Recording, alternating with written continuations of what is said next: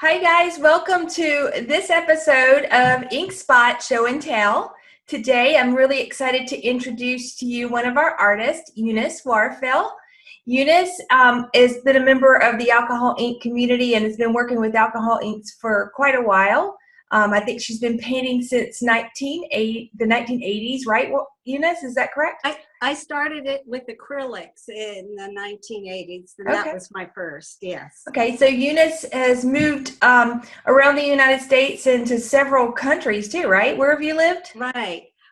We've lived in Brazil, in Ecuador, in Kenya, and in Australia. Okay. Wow. So you've been around. So right now, Eunice has settled in Waxhaw, North Carolina. And she's a very valued member of our alcohol ink art community and society. And she's always chiming in, sharing her art and her techniques. So we are very happy to have her here today to tell us something about her art and what she's doing. She's going to share a painting with us. And before we jump into that, Eunice, how long have you been working with alcohol inks? Well, I was trying to decide when I first started. It might have been 2014, but it could have been 2015. But I think I have some things from 2014. I was like real soon after it came out on the market. I remember going to Michael's and showing them the inks and saying, "You've got to get these on your shelves." And right. I showed lots of paintings to them. And then they started getting inks on the shelves in our right. local Michael's. Right. So, yeah, I started very soon after it was a right. thing.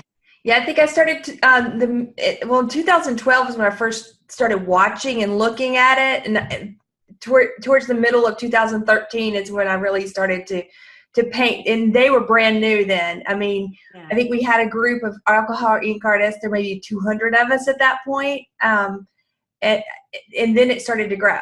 So it's been pretty exciting. I think it's catching on, and I know that when I first saw the first painting I ever saw was Karen Walker. Karen, if you're watching, hi. She's in the group. She's in our community now, but her peacock, oh my goodness. I saw it on Fine Art America and I was hooked. I'd never painted in my life. I mean, I had a little bit of art because I was going to be an architect originally in school, and so I had a little bit of an interest in art, but I never actually painted myself. But as soon as I saw that painting, I had to paint, and that's what I've been doing since. I've been working on it since, and I've tried a few other mediums, but I just keep coming back to the alcohol ink. Right. They just work for me. So anyway, so why don't we hear about and see what you have to share with us today? Okay. It was really pretty hard to decide because I have so many things, but I decided to share this bird painting that I did. I don't know if the glare's really bad. There's a little bit of a glare, but it's not bad. We can see it. Can you? Okay. You want me to go ahead and share how I did it now? Yeah. Yes. Okay. What I did, I'm telling you, if you don't have Yupo, that's okay. Because I went to my husband's shop and found this board already cut and stole it. What is it? It's a piece of wood? It's a piece of, I think, MDF board. Oh, okay. Yeah. And I just, I did get his permission and he said it was okay. But I took, originally, I just kind of took it. So what I did was I just put a coat of let's see if I can get a gesso. Can you see that? Yeah, I think you need to take it over to your left. There you go. I just put one coat of this on. I know nothing about preparing boards because I never really, with the acrylics, studied how to prepare a board. So I just did one coat of this. I probably could have done 2 coats. And then I let that dry for like 24 hours or however long. It might have been a couple days, I don't know, before I got back to it. And after that, when that was dry, then I placed my birds where I wanted the birds to be. and then I used the masking fluid to mask out where I drew the birds in. So you drew the birds, you didn't trace them, you actually drew them.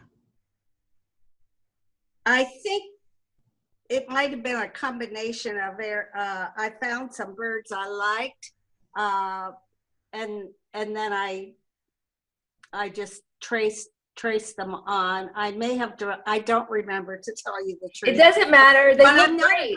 I'm not a good drawer. I'll tell you that right now. Things get out of proportion. Yeah, I know some people are sticklers about it, but my philosophy is if you're creating, it doesn't matter. I mean, whether you're using a reference photo or not, that opens the doors for everybody to create, and I'm all about that.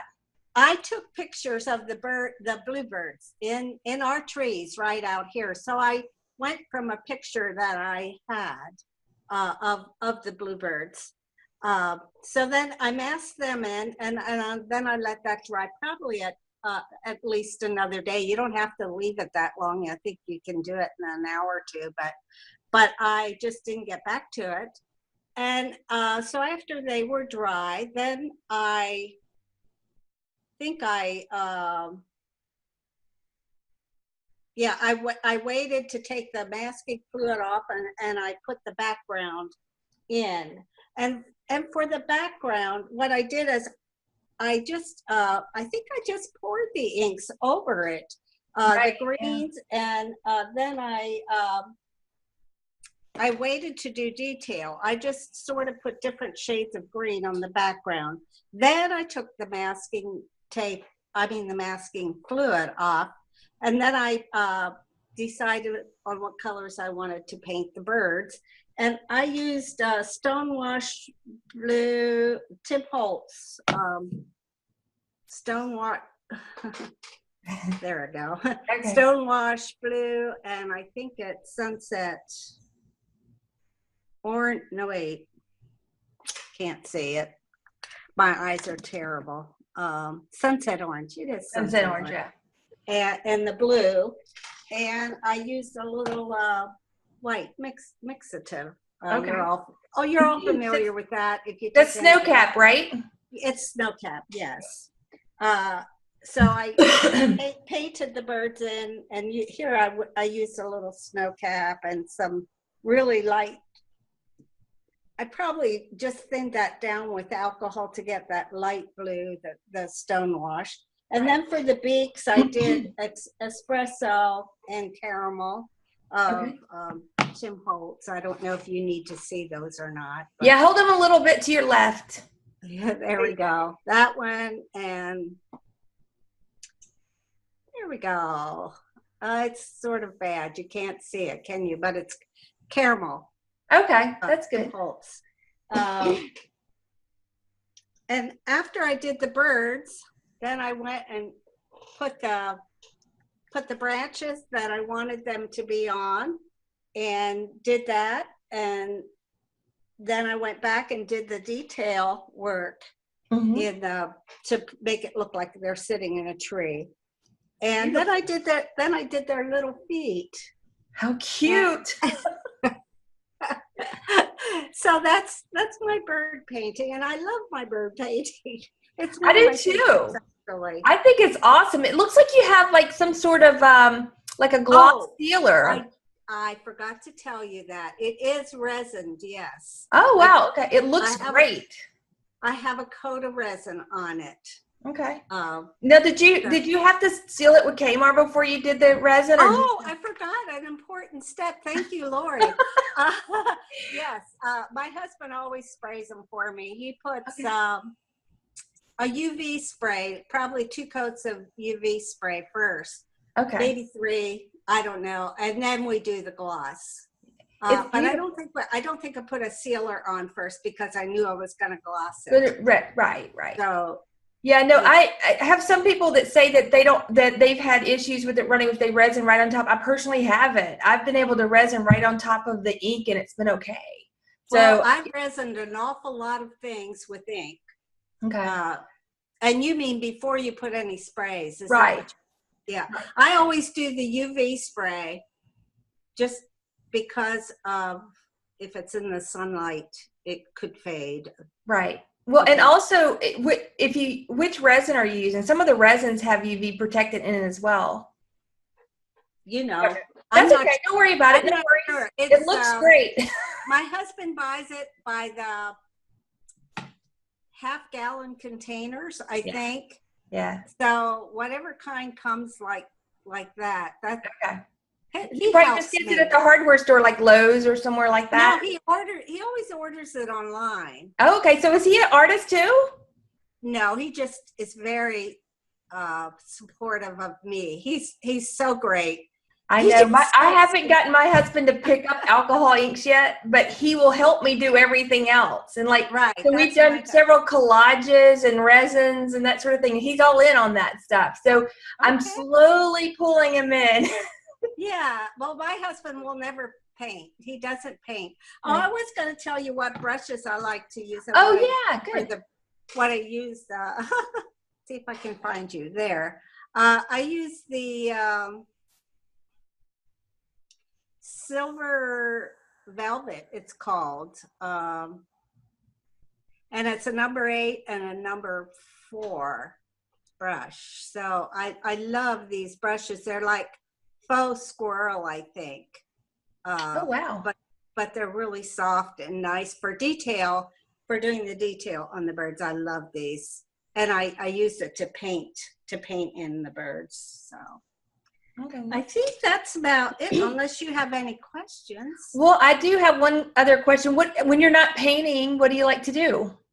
Oh, I love photography. And if any of you see my personal Facebook page, you know that, because I put my birds and flowers. I love my husband, and my husband again is so patient. We're driving a lot. I said, "Oh, can you stop? I want to get a picture of that flower." So he pulls in and I get out and get my picture. But photography is a great love. And of course, my grandchildren, I only have 2 local. I have 4 in Pennsylvania, but I do have 2 that are just a few miles from us. And I keep them every Tuesday so their mother can write. She's a writer. She's published 1 book and is working on, and has had a lot of things published in smaller venues. Oh, that's exciting. Poems and that kind of thing. So she's working on a bigger thing that I don't know when it'll be finished, if ever, but it's her writing day and I keep the kids. So I do that, and we love our family. We have our local kids are over every Saturday night. So that pretty much keeps me pretty busy. Church involvement, we love to go to church. We're Christians and are very involved. I'm a Stephen minister for our church. So okay. I don't know if you're familiar with that, but that's an activity I do. We love eating out with friends. Too much. We all do. Let's see. Oh, traveling, of course. But I haven't been able to travel much lately due to health issues, but I'm hoping to get on the top of those and maybe soon get back to we'll be doing a trip to Pennsylvania. Right. You grew up in Pennsylvania, right? Pardon? You grew up in Pennsylvania. I did. My husband and I both grew up in Pennsylvania, and we met at a private high school. We lived 25 miles apart, but both our parents sent us to a private high school, and that's where we met in 9th grade. So we've known each other since 9th grade. High school sweethearts. That's awesome. We were, and we celebrated our 52nd anniversary, and we'll have 53 this year in November. Oh, well, we just celebrated my parents' 50th. That was pretty fun. Yeah. So your parents and us could be great friends, probably. Yeah. Talking about the old times. Yeah. And well, thank you so much, Eunice. I love the bird painting. I love it. And I love seeing all your stuff that you share with us. And I really appreciate you coming on and sharing with the community your experiences. And we look forward to maybe seeing another one of your pieces soon. Well, who knows? A future show and tell. Perhaps. I desperately want to get back. I've not been painting much the last few months. Yeah. but I do have a lot of older paintings. I have so many things. That's okay. It's a good way to share and stay involved, right? Right. Well, you look great. Well, thank you. I love art, and it does make me happy. Well, thank you so much. Thank you. And we'll see you in the community and the society. Okay. Thank you so much, Laurie. All right. Bye. Bye. Come learn, create, and share with us. It's a life-changing opportunity. Excite.